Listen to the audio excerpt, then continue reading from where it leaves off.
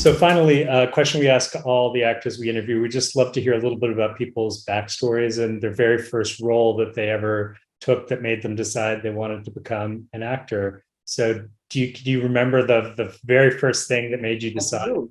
Yeah. I was cast as a role in a Roman Polanski movie called Cul-de-sac, and I got to spend a month on location in this extremely interesting black and white film with these rather extraordinary actors and a very unrealistic setup, very odd place in a castle on an island, and I thought, what the hell is this? This is so bizarre. And they put me up at the vicarage. I was staying with the vicarage, who was married to the village nurse. And the story of the tide of this area in northern England. It's a place called Holy Island. The tide comes up every so often, or I guess every day, and it covers all the sand, and you can't get off or on the island. Just the setup for this castle and this story. And it was magical, and the water was silvery, and the ducks and the swans, or not swans, the ducks and the creatures around, flying around in the silver sky, and this isolation. And there was, at night, the pubs were open. They wouldn't close because the police couldn't come in. They couldn't get to the island to get to the pubs, and there were no streetlights. And it was a spooky and wonderful experience. And the actress, or the leading actress, who was called Françoise d'Orléac, she's Catherine Deneuve's sister. She no longer is alive, unfortunately. She died. But she got the part that they tested me for. And thank God I didn't get it, because I was completely green, and I would have never survived the experience. And I tested twice, and I got the little tiny part, so I got to watch what was going on. And Roman Polanski is one hell of a director and a fascinating person. And Do you remember anything about him specifically in that film? it was awesome. He knew everybody's job. He knew everything. He was just incredibly very ready to be a director. He knew about lighting. He knew about everything. But he was quite severe. He wasn't particularly warm to me.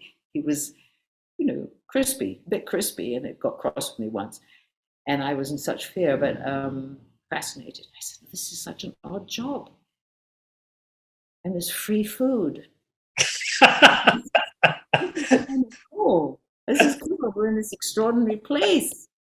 Apart from him shouting at me once, getting cross with me, I thought, I think I've survived this. And I'd seen another film of his, and I was admiring his talent. And I thought, do I dare even admit to myself that I might be interested in this job? It just was like, I didn't know anybody in the business. I had no roots into the business. So I was just, I'd had two things that made me decide to go for it. When I was at school, I studied Latin, and when I used to come on Saturday mornings, especially, there were only 4 of us in the class, and the guy who was teaching us was a man called Dr. Laborde. He spoke 10 languages, and he was fascinating, absolutely fascinating. He called us his sugar plums. Do you mind how my little sugar plums today? And if it was raining, he said, is anyone going to melt away? And he said, you're not going to melt away. You're such a chatterbox that he said, you might make a good actress. I was absolutely stunned. And I went through my schooling in that school, and I went to London to school, and I met Roman Polanski at a dinner, and we were talking vaguely. He was talking, I was listening. And he said, and you are such an introvert, you might make a good actress. And I said, well, what is that? That's 2 different sides of the coin. And I thought about it. I said, I don't dare tell anybody this. What does it mean? They're inferring that I might be a good actor. I'm interested in ballet and music and arts. An actor, wow.